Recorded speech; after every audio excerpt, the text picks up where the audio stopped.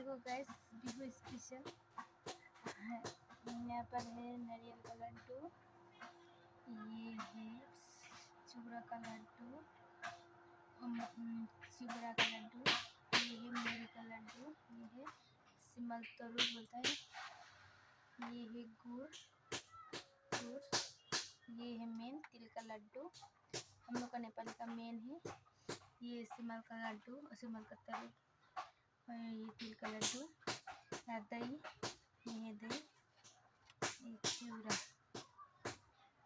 Bye, और ये तो लड्डू ये मेन है। ये खाना उसको खाना पड़ता है, इतना टेस्टी तो नहीं होता है, फिर भी खाना पड़ता है। ये मिट्टी का नीचे में होता है,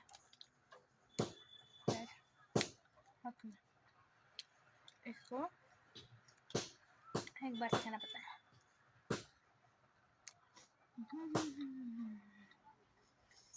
धूप दे रहा है ना, ऐसा लाइट दे रहा है।